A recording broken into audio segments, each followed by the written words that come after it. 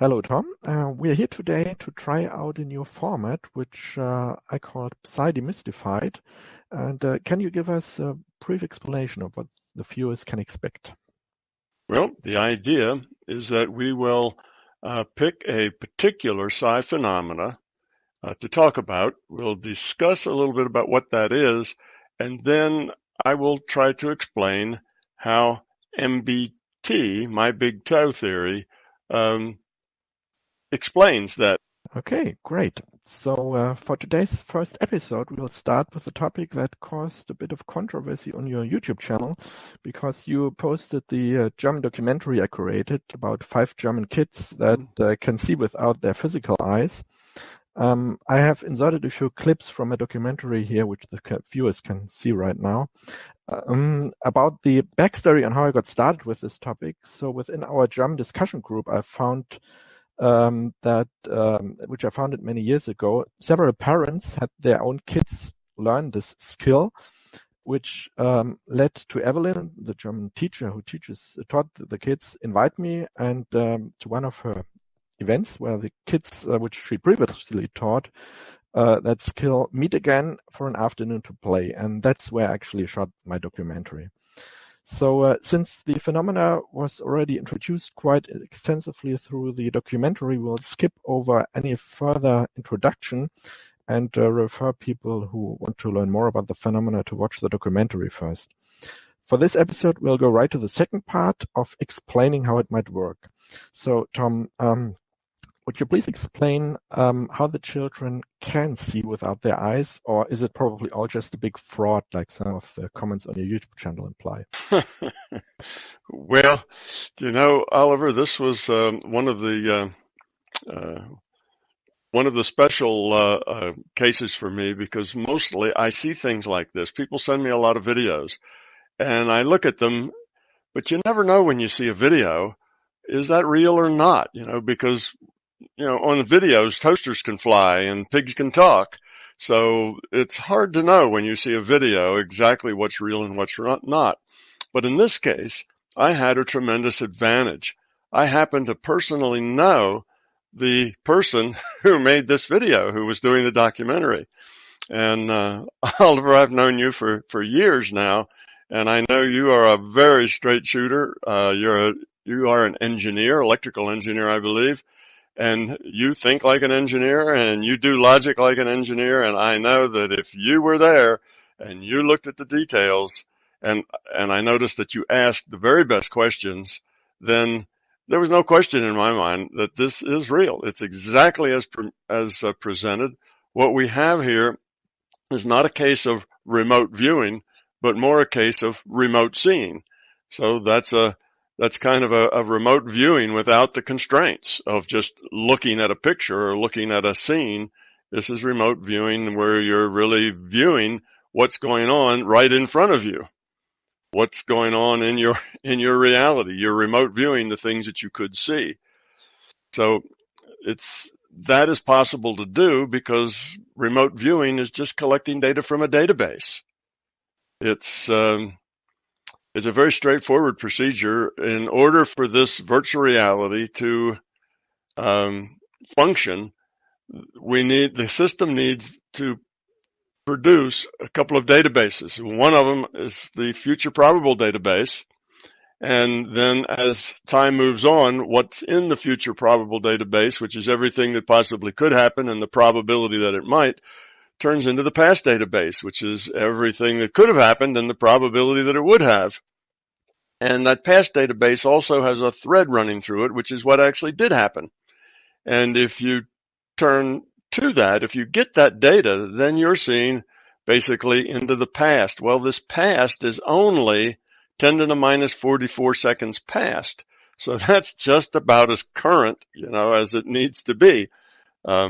Not being able to see that very last 10 to the minus 44 second is really not noticeable to anybody. So basically you can look at what we call our present, even as though it is the just past that we're looking at.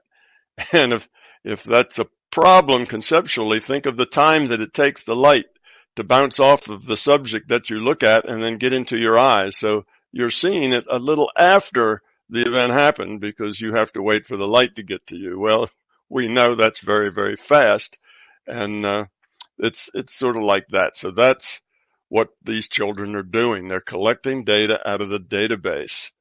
I don't know that we have enough time to go into a whole lot of detail here about why the system has to have that database, but it is integral to the way it renders this virtual reality. Now, that's based on my concept, the MBT concept, that this is a virtual reality. Consciousness is the computer. The computer is a piece of the larger consciousness system, as are we, as are all those children and their parents, and you and I. We're all pieces of consciousness. I call that an individuated unit of consciousness. And we are logged on playing an avatar in this game. Now, we can, because we're consciousness and not the avatar, we can have access to the larger consciousness system and its databases. That's there. And if anybody listening to this feels that remote viewing is also kind of a bogus idea, well, you just haven't been doing your homework. If you go to the internet and actually spend, say, a week or two studying remote viewing, doing some research, you'll find that there's hundreds of hours of remote viewing experiments that have been done under very strict protocols, and there really is no discussion or no argument anymore whether or not remote viewing is a real thing. It is a real thing. It's been done many, many, many times, like I say, with very strict scientific protocols. So we know remote viewing is a thing. And of course, MBT explains that as the remote viewer is just getting data out of that database.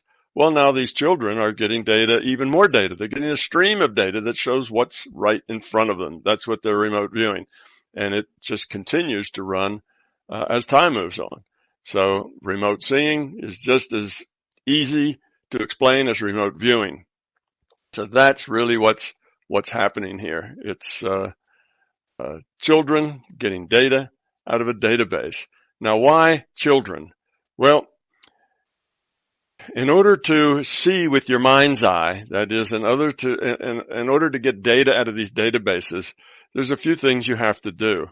And one of those is you have to do your thinking, if you will, your interaction from what I call the being level, as opposed to your intellectual level. As long as you're just thinking about it, nothing much is going to happen. And that has to do with all of the psi phenomena. These phenomena have to be executed at the being level.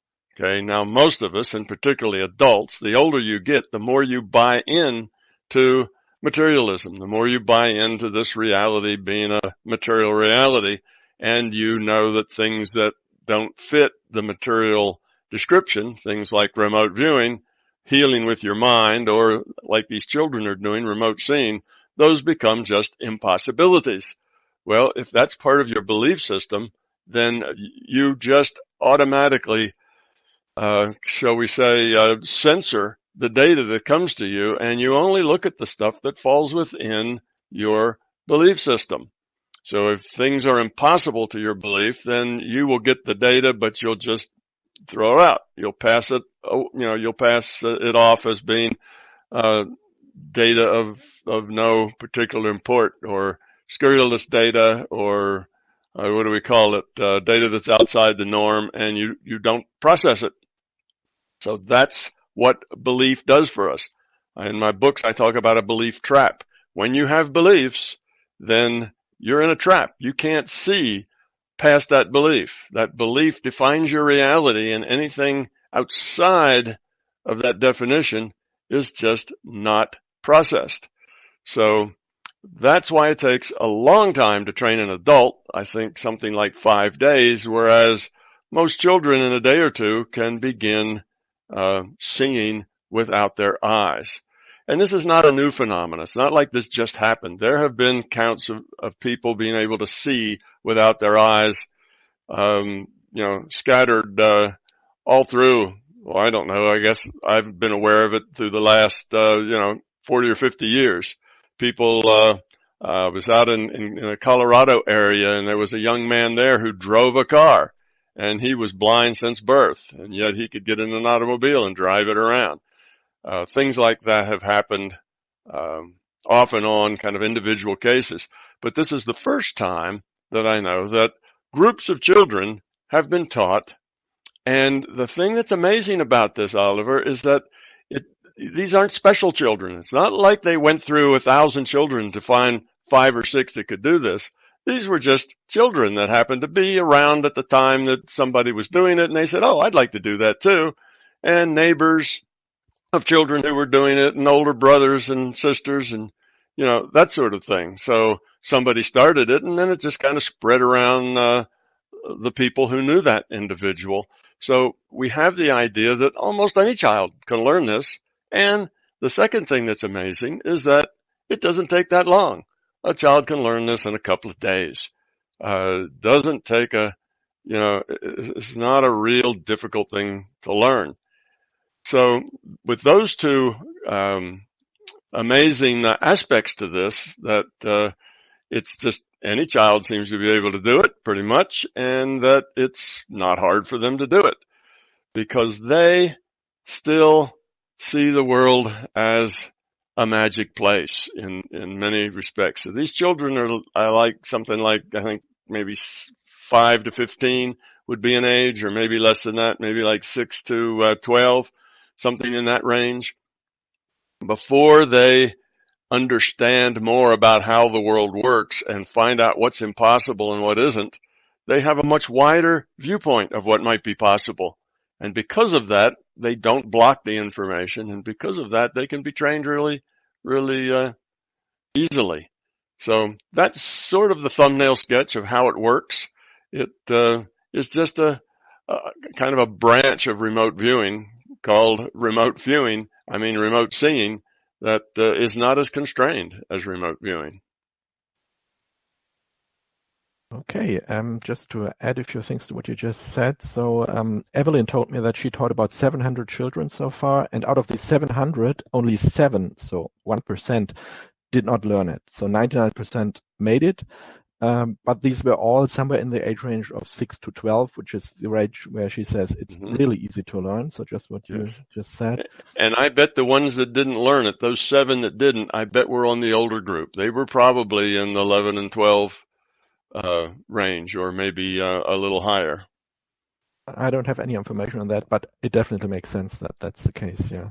And also to add, out of the group members, what I told you about the German group members who had their kids trained, all of them needed less than 2 hours to learn it. And when I was at Evelyn's place, she had a 5-year-old boy with her who learned it, and he learned it within minutes. So it's absolutely amazing. The younger they are, the faster it goes. Sure. Yes.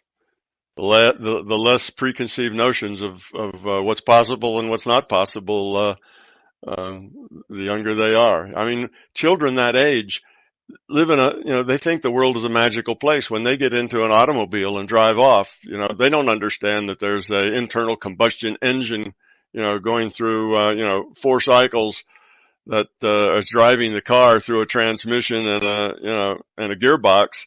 They don't know any of that. They just know it's this magic thing that you get into, and a parent sits down at the thing, it makes a little noise, and off you go.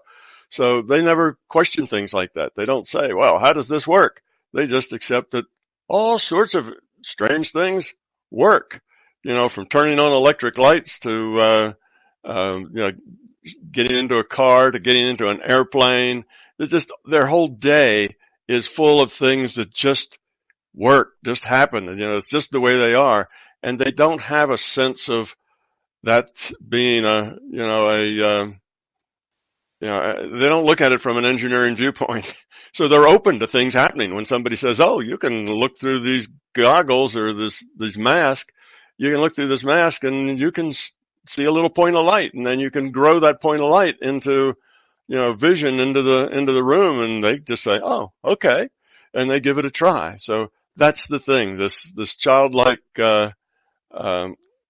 innocence isn't the right word, but lack of belief in the way things should be is what makes it work for them.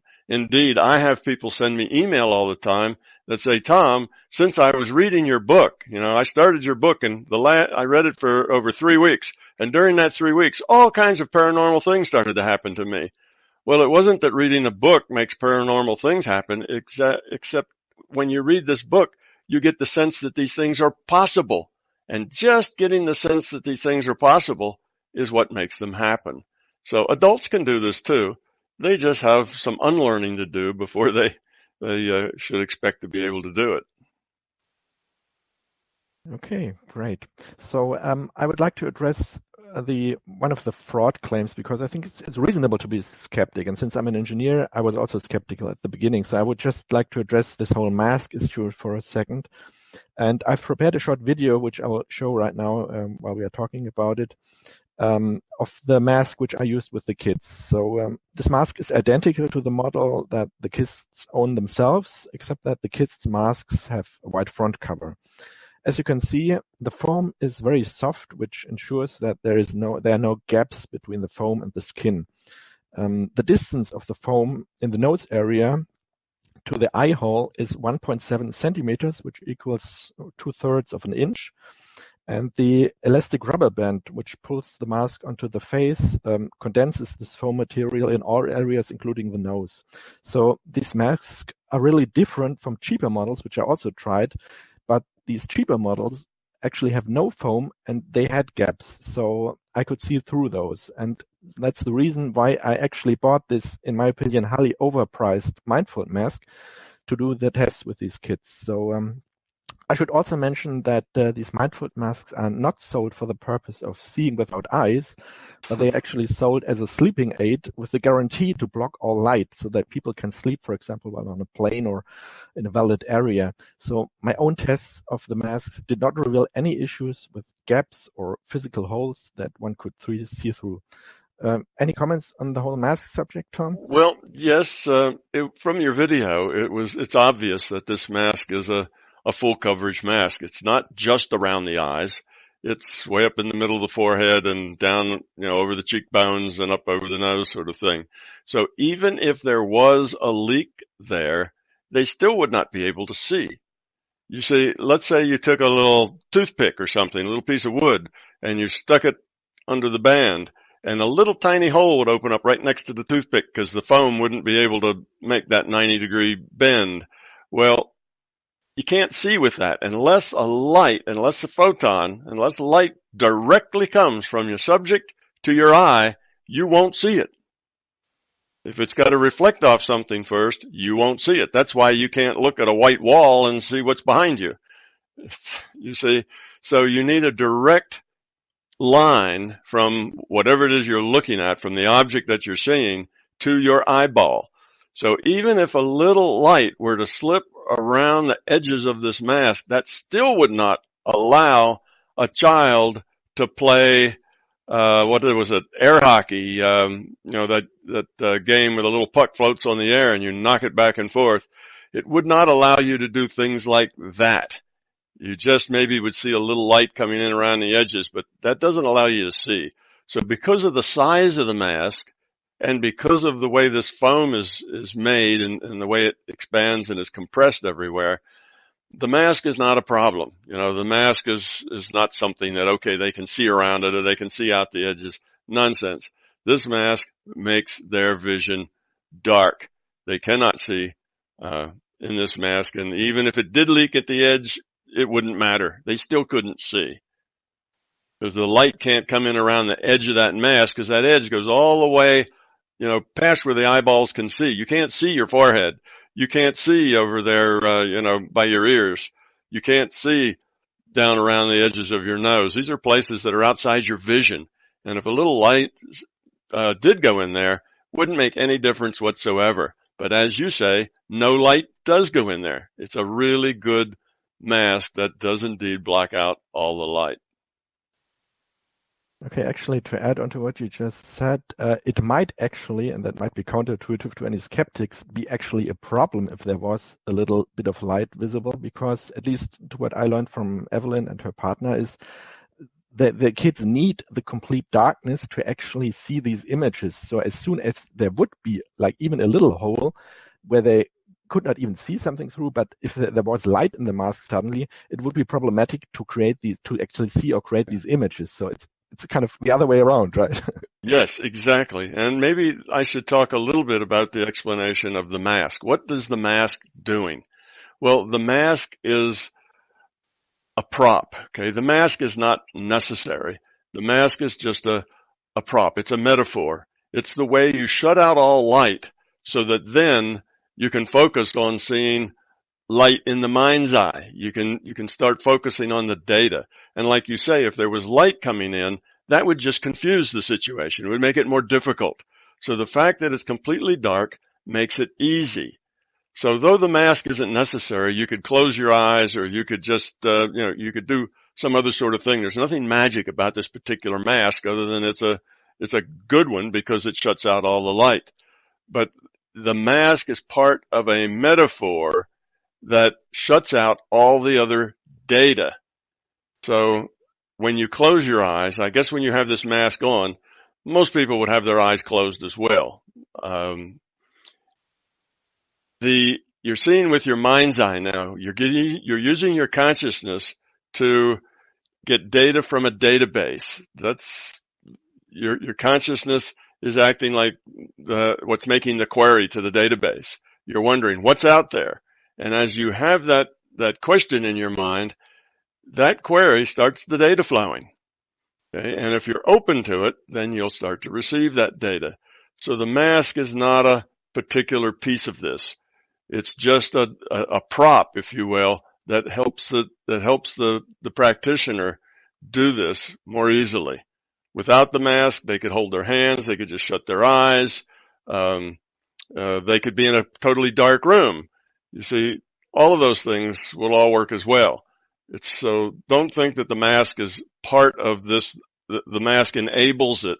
The mask just makes it easier for someone to do this and still be standing up playing air hockey. Okay, maybe we should actually address the whole eyelid thing, because I asked the kids, well, can you also do it with your eyelids closed? And all of them said, no, we cannot see fully with that. We can only distinguish colors. And I also talked with Evelyn about that, and she told me that at least the explanation model is when you close your eyes, there's some kind of mechanism in your brain that kind of tells your visual cortex, even if there would be some kind of information coming in, your eyes are closed, you cannot see anything. So in that case, it is suppressed just by the logic of the brain that eyes closed, no visual image. But you can also override that. So there are people, and I even know somebody, but that person doesn't want to be on camera.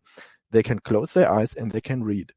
So it is possible, but that's really difficult to overcome that mental barrier. Yes, it's just another belief. I can't read, I can't see because my eyes are shut. You see, it's another belief. And what allows these kids to see is that they have this metaphorical concept, and that is they put this mask over their face that makes everything dark. Then they eventually see a little dot of white light. This is how it was explained to me on the video in the documentary. They'll see a little dot of white light. And the more they look at that dot, the more it opens up and it grows, and pretty soon it's just like a hole that you can see through. So you see, we have a metaphor of a hole in the mask, and that's what allows them to see. Well, that's just justification for the mind to let this happen, to enable it. But if you say, well, if I close my eyes, I can't see anything, well, now you have a belief, and that belief will make it so that you can't see anything. But, oh, I have this mask on, and yeah, I see that little dot of light. Okay, yeah, I can make it bigger and bigger, and yeah, now I can see through it. So in their mind, they're not doing anything magical like seeing through a mask. They're actually looking through little holes. That's how they see. Well, that's not how they see. It has nothing to do with little holes. The masks don't have any little holes in them. The masks are solid. That's just a metaphor. The holes in the mask are a metaphor that the children use to justify to their mind how this is being done. You see? So if you didn't have a mask, then you wouldn't be able to use that metaphor. That would make it harder. So if you just close your eyes, yes, that can be done just as well. Matter of fact, it could be done with eyes open. You could have your eyes open and you could be seeing through your mind's eye at the same time, and that would be parallel processing. You would have two images, and you could integrate those two, such that if you wore glasses, let's say, you could take your glasses off and walk around and see just fine with your eyes open. You see, all of that is possible. It's just much harder to do because it creates a bunch of belief blocks that make it more difficult for us. And it's not as easy to justify to our mind that why it works as a mask over our eyes that has holes in it that we can see through, even though we know there aren't any holes. The children, like I say, they live in a magical world where strange things happen all the time. That's easy for them to play that game. So somebody came up with that metaphor that worked. That is, seeing the dot of light, letting it grow and get bigger. That's a metaphor that works for kids, so they adapt to it very quickly. So the goggles, the points of light, the holes, all of that is just metaphorical things that are not necessary, but make it easier. Okay, to add on to that, what you just said about seeing with eyes open, I saw one documentary which actually was even broadcasted on Austrian television, but on a local station, where they also reported about the seeing without eyes, and there they also said, well, it can actually really help people to get rid of their glasses, because they can do what you just said. They can see with their mind's eye and don't need the physical eyes anymore. And that actually works, but it's probably another bit of training. And the other thing is, I also had the opportunity to meet with a 12-year-old boy that was blind from birth. And I visited him at home and met him and his brother and his parents and kind of got to know him a bit. And he also is now able to see. Now we have to clarify a bit about what he's able to see. So the first thing is he was blind from birth. When he was young, he got a little bit of light vision, so he could differentiate light and dark. So he was not completely blind anymore, but he's legally 100% blind still. And he was able, through the seeing without eyes, learning seeing without eyes, to really get a clearer picture. He's able to read now. But he doesn't have full vision. It's not like he sees like we do. He still is really handicapped, and he still goes to the special institution for the blind, where he has been for all his life so far. But he has significant improvements in his eyesight, and that's a blind boy. So right, and the state of his vision, though it comes into those constraints where he can't see as well as we do. That's not because he can't see as well as we do using the mind's eye. He can get the data fine. It's just that he has, because he's been blind, he has beliefs that he can't see well. If he keeps working with it and keeps being encouraged, he will be able to see as well as we do. It's not that that's impossible because there's something wrong with his, optic nerve. This doesn't have anything to do with the optic nerve. It has nothing to do with the brain. It's not enabled by the physical body. This is an information stream coming to these children. They are consciousness, not bodies. And they get this information, they interpret it as being this reality. Now, he may have some difficulty interpreting because he doesn't have all the background of seeing things and knowing what they are. So he would have to be like an infant. He would have to learn, this is red, this is blue, because somebody would have to tell him. Otherwise, he wouldn't know. See, that sort of thing. He would have to start at the very beginning of seeing and learn how to interpret the data.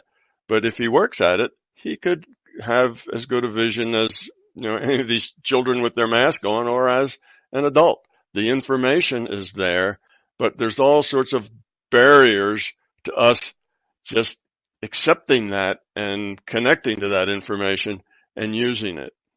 And you mentioned about this people that could see better without, with their eyes open and didn't need their glasses as much. Well, I had never heard of that.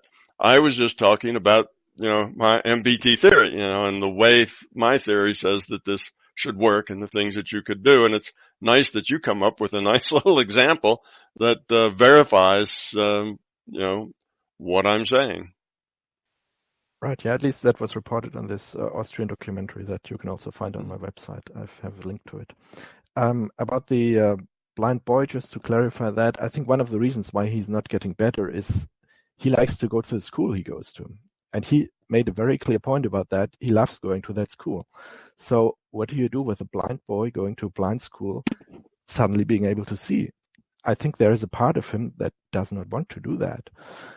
And so he's kind of blocking himself at the moment. That's my interpretation. I mean, I didn't talk about him that precisely about it, but I think that's the problem. He's not really getting better. Well, that's true for most everybody. You know, we all have our own little life situations that we've created, and to make a dramatic change is frightening. It's kind of a scary thing. There's fear around change. And if he suddenly had clear vision, that would change his life in all sorts of ways.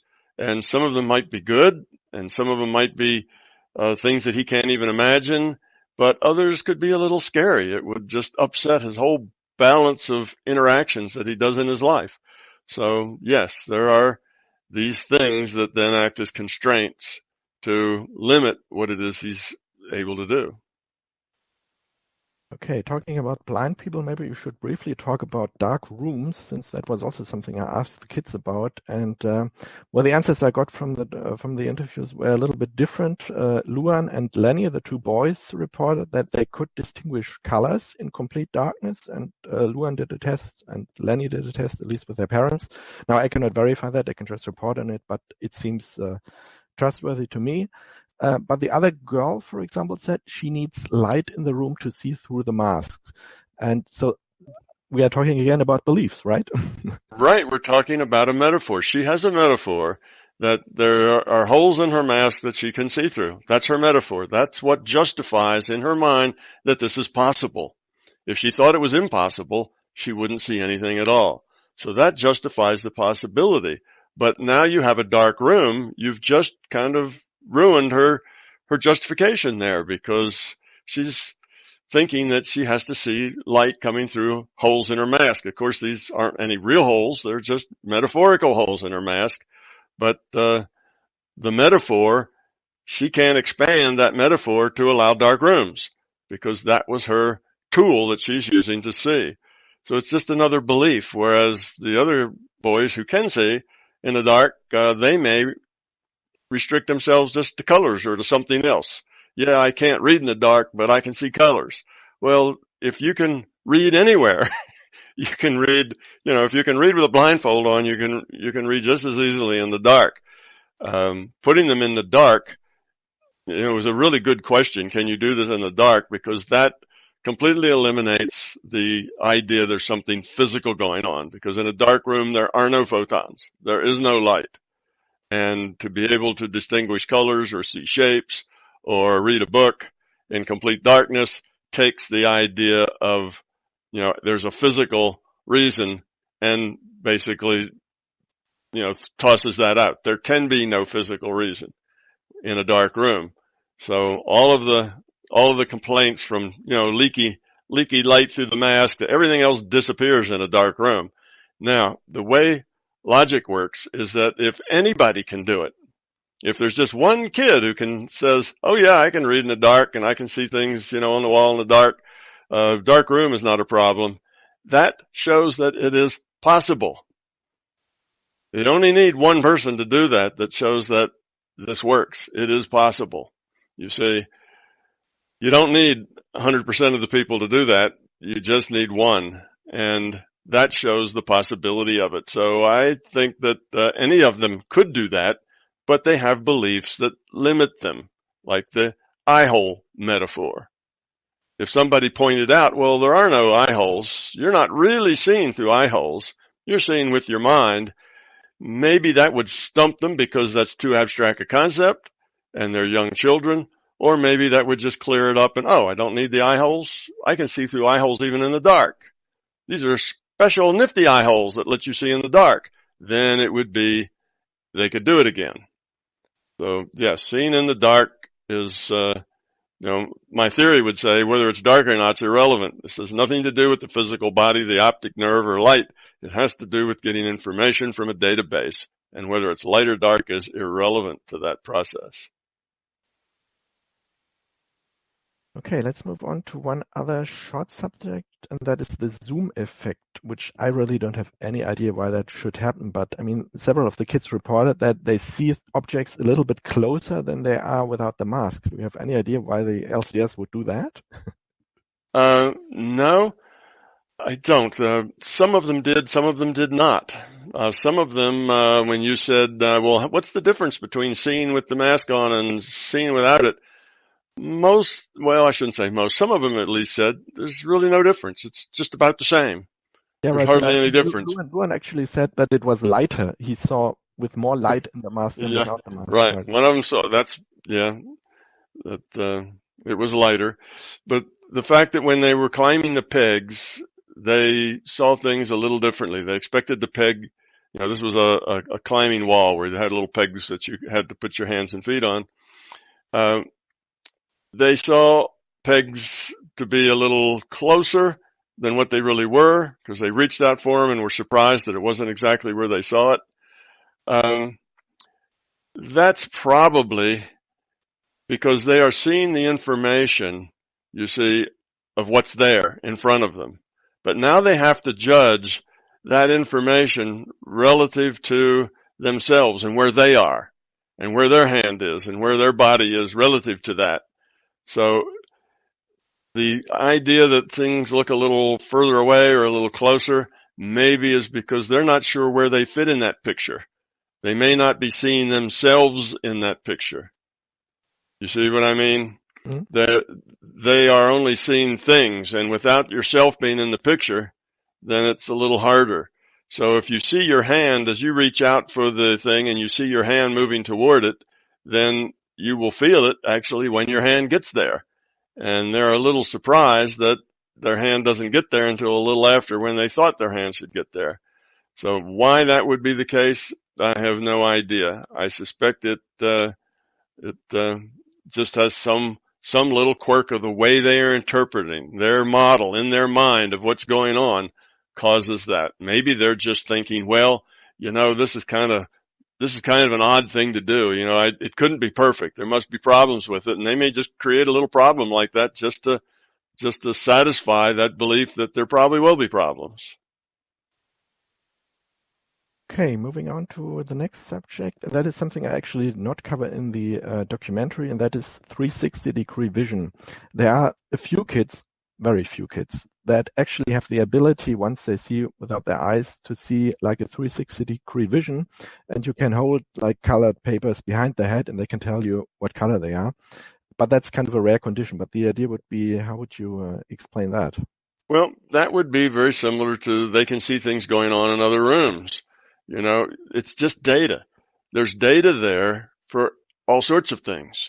Their intent is what determines what data they get.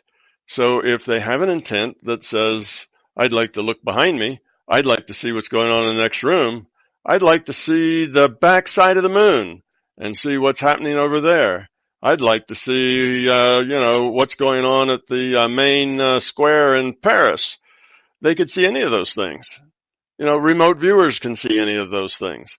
They could even say, I'd like to see into the past. I'd like to see into the probable future. That's all in the database too. They could see those things as well.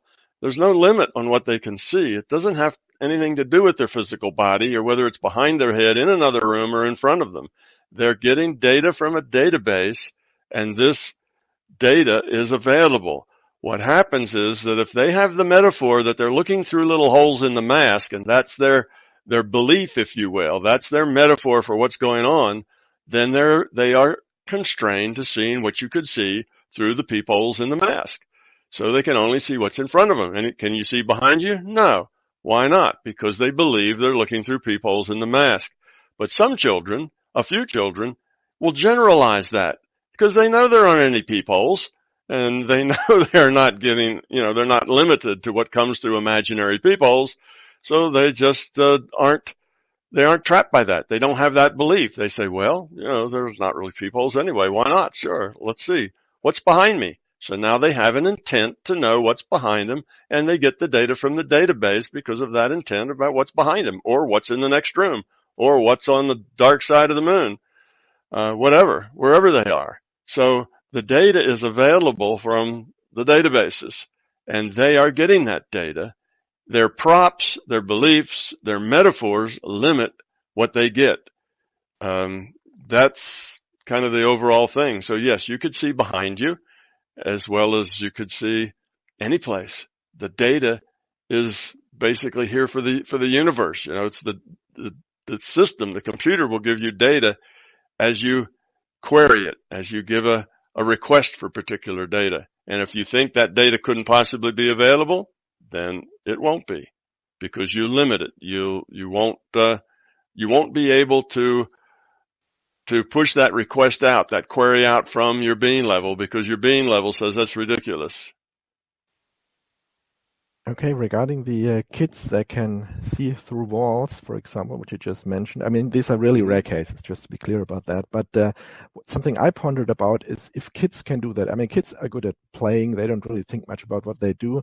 But what is happening when they do maybe things that they're not supposed to do? Maybe they are peeking in rooms where they shouldn't. Maybe they see things that maybe could even hurt them to see. I mean, you never know what you see when you peek into a room that nobody knows you're peeking in. So what are your thoughts about this whole ethical issue when kids do things which or get skills which allow them to do things which maybe they shouldn't? Yes, well, kids and adults can really get into these databases and see whatever they intend from the database. But I would have to have some data on this to make sure that what I'm saying is going to be correct. But I would guess, from knowing the system, knowing the larger conscious system from my own experience, that what would happen if it was going to be detrimental to that child, if it was going to be an entropy raiser rather than an entropy reducer, if it was just going to puff up their ego or make them feel like they're smarter and better than other people, if there was things going on in their exercise of this database that were going to be negative, hurt them, as you say, or things that they might see that they can't process, that they don't understand, that would be harmful to them or confuse them, I would guess that they won't get that data. The system won't send them that data. So that won't be a problem.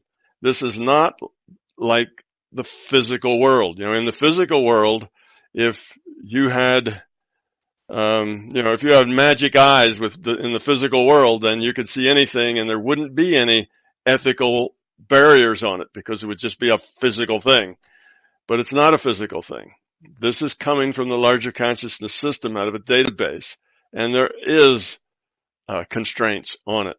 The point is that the system is helping these kids grow up, see a bigger picture, understand things in a bigger way, not be so trapped by their beliefs. It's showing them that more is possible than they thought. And it's also showing their parents, and when you make a video like you made, a documentary, it's showing, hundreds of thousands of other people that there's more possibilities here than we thought, that we're not physical beings constrained with the physical senses. We're consciousness, and we can explore and know and interact with more than just what's here in the physical world. So that's the point of it. And if that turns bad, if that's not positive, then I suspect it'll just stop. They won't get that data anymore. So I would even imagine if you had a child that, because they could see with their eyes closed, started bragging about it and felt that they were much better than other people who couldn't do it, that child would start to lose the ability to do that, because now it would be hurting them growing up rather than helping them. So it's not just a skill that they learn that they can do whenever they want. They're engaging with an intelligent consciousness system, and there is that constraint placed on it as well.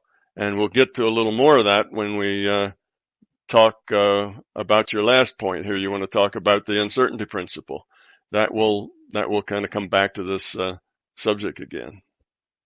Actually, we are right at that question, so I'll just go ahead and ask. All right, what a segue, right into it. Okay. So the last question I have is related to the science certainty principle and scientific research into the whole seeing without eyes issues.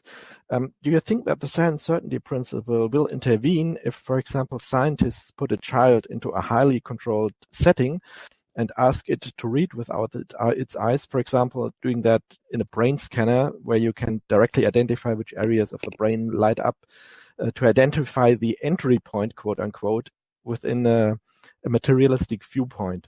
What do you think would the science uncertainty principle do when we do that with a child? Well, the science uncertainty principle is basically it's not so much a rule, part of the rule set, as it is policy of the larger consciousness system in running this virtual reality. And the point of it is to not allow this understanding, this use of psi, to get to the point that it becomes destructive. Okay? So as long as it is helping people see larger realities, opening eyes, as long as it's doing that, then it's constructive, it's positive. It's moving the system in the way the larger conscious system wants to go. If it becomes destructive, or if there's even potential for it to become destructive, that is that people who would misuse it and abuse it, you talk about looking at things that you shouldn't look at. You can see the espionage people have been doing remote viewing now for many, many decades. So it is used for that sort of thing. And I suspect, corporations use it to spy on the secrets of their competitors and so on. So where it can be misused and abused, violations of privacy and ethical issues, then it won't work. It'll stop working and the database won't support it. So it's not like it's a physical thing that I have a skill and I can use that skill any way I want. It's not like that. You're getting data in cooperation with the larger consciousness system.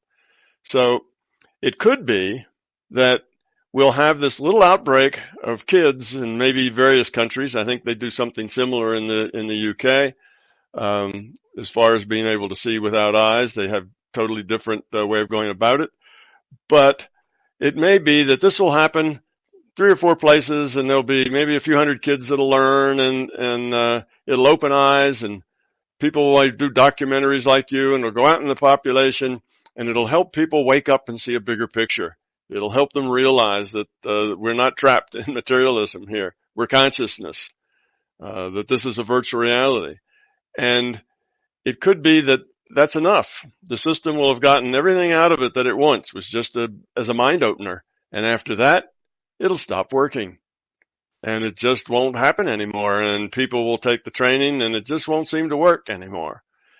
And that would be because the psi uncertainty principle says, this was starting to get a little much. People, once your scientists get hold of it and take them into the lab and do all this, and it becomes known information that this will work, now you're opening up a can of worms, and it may be the system doesn't want to open up that can of worms. It may not want to have to police so much effort. That's more trouble for it to have to do that. So it could be that it could just disappear. But that doesn't mean that it isn't real. It doesn't mean that it was a mass hallucination. It will open minds, and that's its point.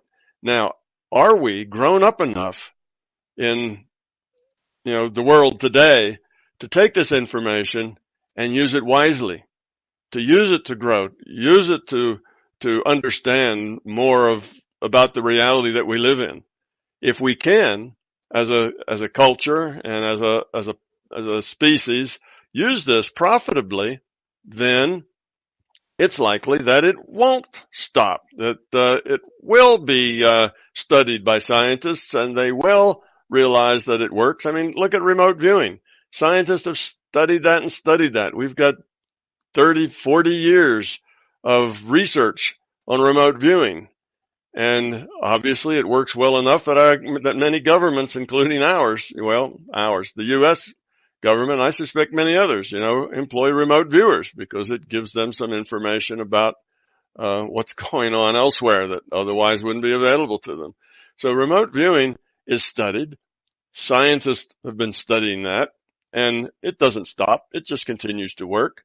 But the larger world basically doesn't pay much attention to it. They go, oh yeah, remote viewing. They probably made all that up, and they go on about their business. They don't get involved. So it's not creating a problem with the psi uncertainty principle because it remains positive. It doesn't cause problems. So that's kind of the answer to this ethics problem, as well as the problem of how does this work into the future. Can we look at a future world where everybody will be able to see in the dark? Everybody will be able to drive a car just as well at night as in the daytime. People won't need glasses. They'll be able to get the data directly from the database. There won't be any blind people because all the people who don't have good, healthy optic nerves or optical processing parts of their brain that are functional, they can still see. Yes, that's all possible, but will we get there? I don't know. It just depends on whether we as a population can accept this data and work with it positively, that we won't abuse it. We won't go to places that we shouldn't. We won't violate other people's privacy. We won't do these things in a major way. Yes, they happen in the margins, and as long as it's in the margins, psi uncertainty principle doesn't mind too much. If it becomes a massive thing where it's not in the margins, it's in the mainstream, well, then we just have to wait and see whether or not we are capable of having that now, or whether we're just going to have to wait a while until we grow up. And as we grow up, these things will become available to us. So I know that's not really a great answer that people would like to hear. They'd like to hear something that's hard and fast because it's a machine, and a machine always works this way. This is not a machine. This is consciousness. It's a larger conscious system, which is a conscious, intelligent thing. It's running a virtual reality of which this physical universe of ours is that virtual reality. Now, I'm not going through the details of that. If anybody finds that to be particularly a strange set of concepts, then you can find lots of things in my books and videos that will explain why that is a good idea, and what sort of things can you derive, what kind of facts can you derive from that. But in any case, don't really know how this might turn out. It may just keep going, live in the margins, not become a major thing, and still be around, for decades. Or it may just snuffle out and not, stop being something that people can learn and do. You never know. That depends. The system has control over the databases and control over access to the databases. Generally, it does not like to police that. It just likes to let it all happen the way it happens. It doesn't like to be heavy-handed, but if it has to, in order to keep us from taking something and misusing it, then it can. Now, whether it will or not, I don't know, but it can. Well, Tom, thank you very much for taking the time to demystify the psi phenomena of seeing without eyes. I hope you, the viewer, enjoyed this new format, and if you did, let us know which psi phenomena you would like us to cover in the next episode, and we'll take it into consideration. Thank you, Oliver. I think this is a grand idea, and as we come up with these little psi things, and they don't have to actually be things in the present. There's been a lot of strange things that have been recorded out of the past, and many of them are on your website. We could deal with those as well. Sure, and we will in the future. So, thank you very much. I hope that a few skeptics will take it serious, and probably a few more will say, well, Tom is now a real nutcase.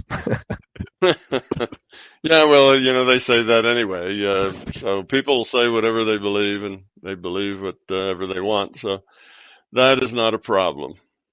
But it's good to know that these things do have a rational explanation behind them. And it's also good to know that you shouldn't expect that explanation to be deterministic. It's not a machine. It's not like, well, we have this ability to see, then anybody can see anything, anywhere, anytime, and all we have to do is all train for it. Well, that may or may not work out that way. It's not a machine. It's something quite different than a machine, and it isn't just a matter of training and doing it. If it's positive, it'll be easy. If it's not, it won't. Is that they get to actually ask me questions about how it works and what's going on and why it works, because I suspect that most of the people doing this don't have any theory at all to explain it. They're completely blank when it comes to what's happening and why is it happening this way and what are the limitations. And if they understand things like holes in the mask are just metaphors, and those metaphors come with constraints. If you believe there's holes in the masks and that's your metaphor for allowing you to see, now you're stuck and you can't see behind you and you necessarily can't see anything or everything because the holes are too close together, too far apart, and all these other issues come with that particular metaphor. And once they realize that you have to be careful how you choose your metaphors, and that's why there's only a few kids that can see behind them and into other rooms, because there's only a few kids who can generalize the concept and not have a problem with it. That's why that's not common. Most kids can't generalize the concept and not have a problem with it. They have to work within that metaphor of the holes in the mask. Others can take a step beyond that because they realize it's a metaphor, and why not? So anyway, if they understand it, it'll help them free up some of the constraints that they're finding, and it may make them easier for the adults to actually do it because they'll see that it's possible. It's not such a crazy idea, that there's theory, there's science behind it. Well, that little girl playing air hockey is very impressive. That's a very impressive image, that this little girl has a mask on that doesn't allow her to see anything, and she's doing something, as you point out in the film, that requires very fast reaction time and precision as to where she moves her arm. And that means she's not just getting a fuzzy general idea of things. She's really has up to the minute, up to the instant data coming in just as she would with her eyes. Yeah, I was impressed with that air hockey. I'm glad they had her doing that, because that really said a lot to me, to the level of that they were getting the data. Yeah, reading is also impressive, but you can sit and look at it and reading, and even if you can't see too well, you can kind of make out the words and do pretty well. But to play that air hockey game, that was speed and precision, and there isn't any way to think that was anything other than crystal clear vision, wherever the vision came from.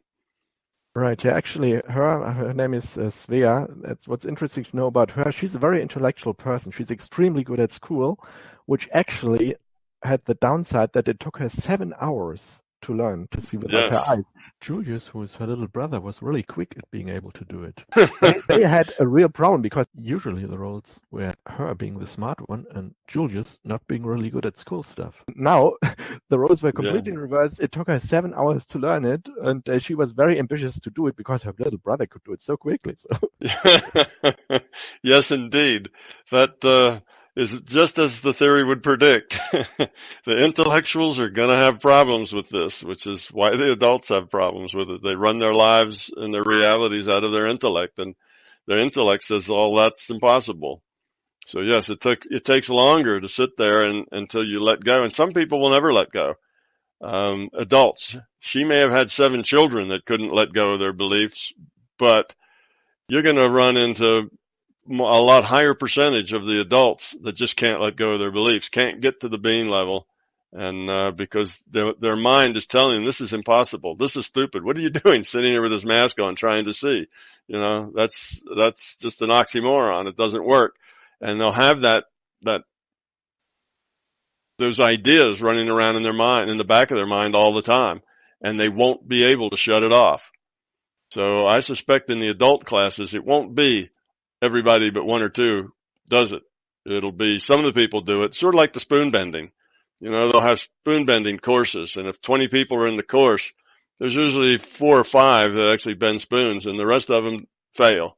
They don't actually bend a spoon because they can't let go of their beliefs enough to do it.